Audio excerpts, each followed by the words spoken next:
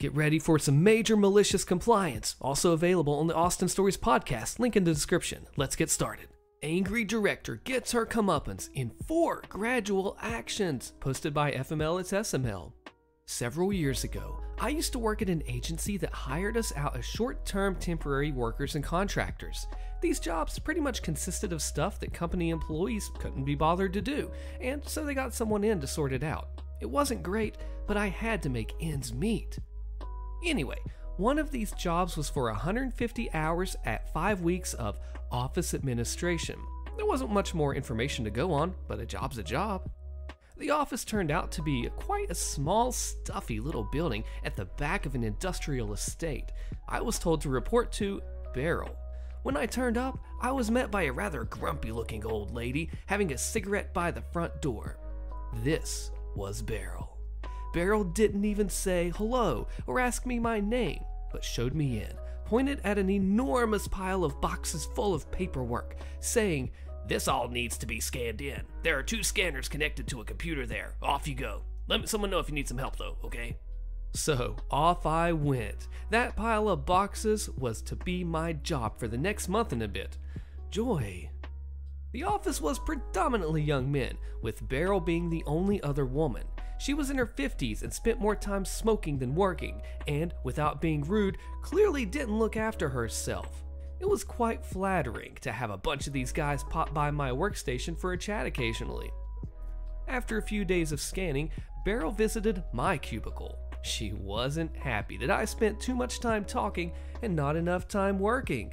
I was confused. While I didn't have any metrics or targets, I was pretty consistently working through this mountain of paperwork. I got the impression that Beryl didn't like the attention that I was getting. I pointed out to her that I haven't left my desk apart from to go to the toilet. If someone's over here to talk to me, then that's fine, as I can talk and scan at the same time. Well, like I'm doing right now. She wasn't happy and turned away, calling out, "Just do your job," as she left. Some of the other guys had heard this, and they popped by my desk later and said not to worry. They'd had agency staff before, and Beryl always hated it if a young woman arrived because she was grumpy and jealous. Not my words. In fact, a few years ago, one young woman had left the office in tears because Beryl had tore her a new one for going to lunch with some of the other guys. Naturally, this annoyed me, particularly because Beryl thought she could bully and disrespect agency staff, and I certainly wasn't going to leave this job because of an angry witch. Malicious compliance number 1. For the rest of my time there, I made sure to get dressed up, makeup and curls, a mini office dress, stiletto heels, and when Beryl saw me clicking my way down the office the next day, fully dressed up just to scan some paperwork, she scowled at me, but she didn't say anything. The next week, Beryl took some time out of her busy smoking schedule to visit me in my cubicle, the second time she'd done so since I'd started. Some of the paperwork I was scanning in had been stapled together, so I'd asked someone in the office for a staple remover and a stapler. I used to pull out the staple, scan the document, rename it on the computer, and then restaple it and put it back in the box. I was just pulling a staple out when Beryl walked by. Beryl's first words to me were, "What are you doing?" I replied that this document was stapled, and if I put it in the machine, well, it'd jam. She raised her voice slightly and said, "Nobody told you to do that. Just scan each page in separately. Leave the papers alone." I could almost hear her eye roll as she walked away. Malicious compliance number 2. So, I did. I scanned everything with staples just folded over and then created folders called Document 123, and each scan went in as 123-page1.pdf, 123-page2.pdf. You get the idea. This slowed me down a lot, but hey, it was what I was asked to do. At some point, Beryl walked by and saw me flipping pages like that. I'd put my hair in a bun and taken my heels off, and she smirked. She thought she'd flustered me and that I didn't see her reaction. Don't worry, Beryl, you didn't, and I did. The paperwork I was scanning in was boxed up as newest first, so as I got to some of the older papers, these had been moved around, a couple of times, and they were slightly scrunched up or folded or similar. A jammed scanner wasn't an issue. It had happened a handful of times before, but as I got to the older papers, the jams became more frequent. It was easy to sort though, just open the back door of the scanner, roll the paper out, cancel the job, and well, just redo it. At this point, I'd gone back to unstapling and restapling because Beryl had given me some space, thinking that she'd broken me, and I just wanted to get the job done so I could leave. Beryl walked in one day. This would have been my 4th week there. She saw me unjamming the scanner and she flipped her top. She yelled, "SML, what are you doing?" At this point, all heads in the office turned to where we were. I calmly told her, "Well, the scanner's jammed. I'm just pulling the paper out so I can rescan it. It shouldn't take me more than just a few minutes." She continued yelling, "At no point were you instructed to perform IT repairs. We have someone for that. Just stop what you're doing and get someone to help you. I asked you this when you started. Why can't you follow simple instructions?" It took a lot of patience not to argue back with her, which I thought was what she wanted. But I just said, "Okay, fine. Can I speak to the IT guy just to sort this out?" I couldn't have choreographed her response better.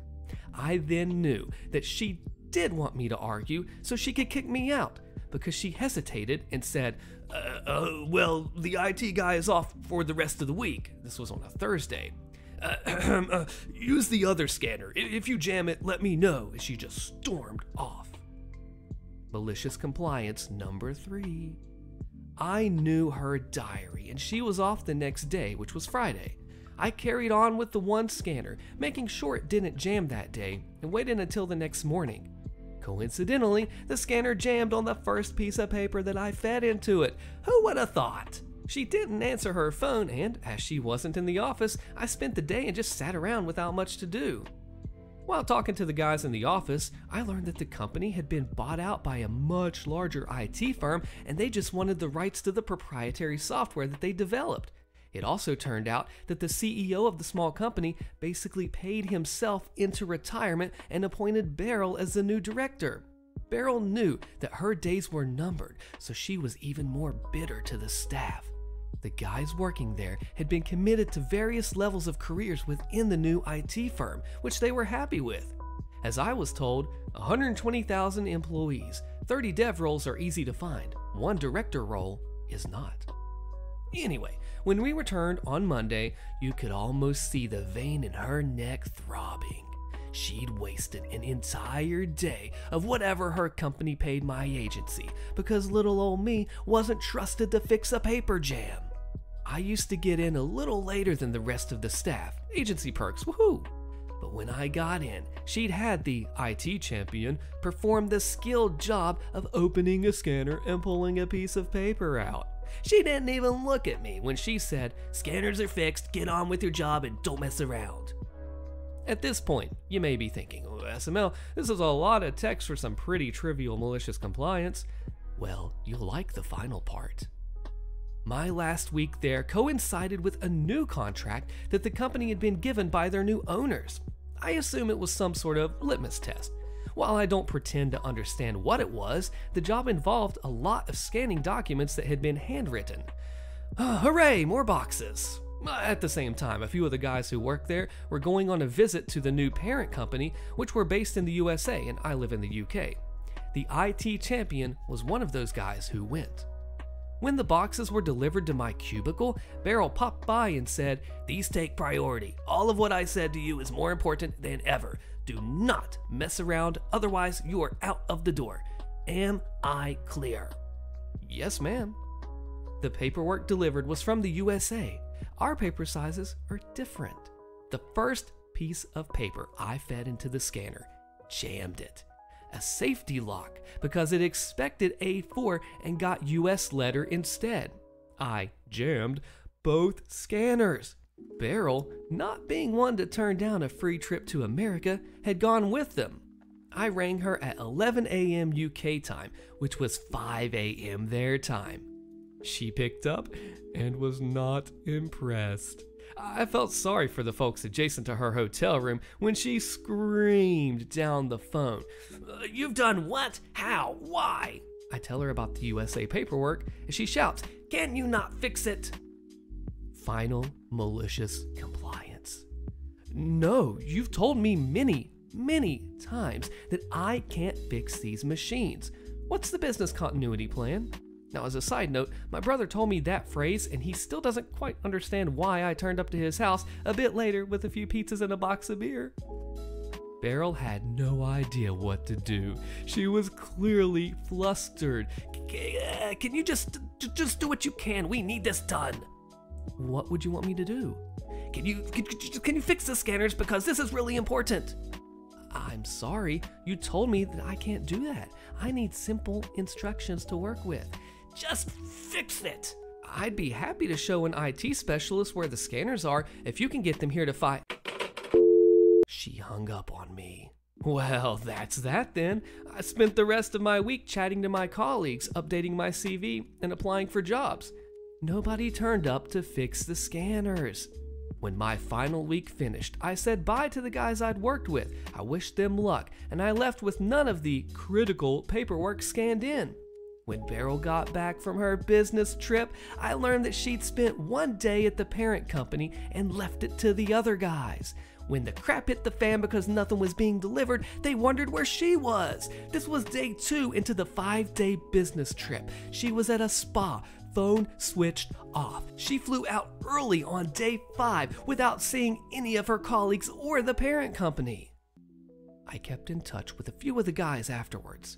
After this, the dev guys were transferred contracts to the larger IT firm. They all got a very small salary increase, but were also able to work from home. This was pre-COVID, so it was a bit of a rarity back then. Beryl, meanwhile, Beryl didn't fare so well. She was initially offered redundancy, which is paid, including pension deals, but when someone complained that she'd not been present for the meetings, which I think was their IT champion, they found out that she'd been sightseeing and shopping and tanning and getting her hair done on company time. She ended up being fired. No bonus, no pension, nothing. I quit the agency not long afterwards, and after 1 or 2 moves, ended up in a job that I'm very happy with. The agency were none the wiser about any of this. They just wanted their money, and aside from one initial checkup call, they left me to it. Oh, gotta clap for OP on this one, because I love this when stories just start off as malicious compliance. You got a terrible boss, you do what they say, not what they want you to do, and then it just escalates. And as you continue in the story, your mind is like, oh, where is this going? The anticipation, the suspense is building, and you just know something's going to happen. You don't know what, you don't know when, but by the end of this story, something's going to be wrecked, like this Karen of a boss. This goes pro, this goes nuclear. OP, you set all of the traps, the dominoes fell, and you knew exactly what you wanted to do, how to reach it, and what to make this happen. On top of Beryl's incompetence, you got a perfect plan. You nailed it. Way to go, OP. Sit and look pretty instead of doing actual work? Okay, posted by DC1920. For the sake of clarity, I'm going to say that I work in an industry which is similar to warehousing. Same logic in the grand scheme of things. In my branch, and several surrounding branches, there are only 2 staff members to keep the place running, so we all have casual uniforms. Just a polo shirt and appropriate pants and footwear. I mainly do administration work and have a team member who works in the back end of things, but I'm capable and willing to jump outside when required of me. Examples of me needing to do work in the back would be if we have a huge rush, or if I need to send my teammate to help at another branch, or out on the road to collect stock and I have to fill in for him while he's gone. It's a pretty good setup because working outside really breaks up the monotony of being stuck at a desk all day, and it's easy enough to do both parts of the job when I need to. Some genius in head office decided he wanted to change the uniform for any and all admin staff to something a little more corporate and dressy. I can only describe this uniform as a 3-piece suit made with the heaviest fabrics known to man. Suddenly, I've gone from wearing a polo shirt, which is comfortable, to wearing a white long-sleeve business shirt with a vest, jacket, and neckerchief, complete with a skirt, stockings, and a slight heel. I straight up look like a flight attendant working in an industrial warehouse, and I can barely lift my arms high enough to hold my steering wheel on the drive to work. It was a poorly designed uniform, and I was so incredibly uncomfortable wearing it. I was very quick to voice my anger. I first mentioned how it's unfair, borderline cruel, to expect staff to wear such a thick and layered uniform when we live in Australia, particularly in a place known for our consistent high temperatures and harsh sun. I then asked how I would be expected to leave the desk to operate machinery and to do heavy lifting in a suit, skirt, and heels. I was met with the promise that anyone working in admin and wearing a corporate uniform would not have to leave their desk to do any back-end work at all. I raised another concern, stating that we did not have enough staff for them to make this particular promise and still maintain our quality of work and hit our deadlines, and I was met with a strong guarantee that I would not have to do any physical work in my day-to-day operations. I was all but ordered to sit at the desk to look appealing for clients and never move from there. Okay then, no problem. From that point onwards, I followed their instructions. I never left my desk. There would suddenly be long wait times for orders and fulfillments because my team member was on the road on a job and there was no one on site to continue his work until he got back. If my team member called in sick, I would spend the day pushing back deadlines with clients, which affected our targets and our reputation. Funnily enough, my teammate only started getting sick because I had to have the office air conditioner on freezing temperatures so I wouldn't get heat stroke at my desk. I was honest with clients who had complaints and explained that I would usually step in to help make sure that their needs were met, but was specifically instructed not to anymore, and then redirected their complaints through to customer service in head office. After a few months of this, I was invited to a meeting with 3 of my direct managers and an HR representative. They were clearly upset about the drop in productivity and amount of the complaints we were receiving. I let them all say their piece before reminding them I raised these concerns to them months ago and was merely following instruction given to me, which was abundantly clear that I was to take care of admin work at my desk and do nothing else. I let them know that my hands were tied, so all I could do was look pretty and placate clients when we inevitably couldn't meet their needs as promised. I suggested hiring more warehousing staff to fill in the gaps left by admin staff who were now chained to their desk by uniform and unable to ease the pressure of the workload like we used to do. I could see that comment definitely hit them right where I wanted it to, and they couldn't argue with me for following their instructions, so I was told they would get back to me on a solution moving forward. Well, here I am at work 2 weeks later, typing this post while wearing my old polo shirt uniform. I was fully prepared to find another job if their solution wasn't reasonable, and maybe I still will look to leave this place, but I'll take the win for now. The sheer incompetence of this boss situation here. You have someone who's going above and beyond, helping you out in ways that you may not even realize, and then you put these just silly restrictions on them that they have to do this uniform that's over the top, and oh, you have to stay at your desk. You're not allowed to go anywhere else. Oh, so I just get to sit and look pretty to look nice to the clients, huh? Is that how it's gonna be? Well, now all the work's gonna fall behind. Now you're not gonna have enough people to do the extra stuff that we probably shouldn't even be doing in the first place because you have me chained to my desk with a stupid uniform so I can look pretty.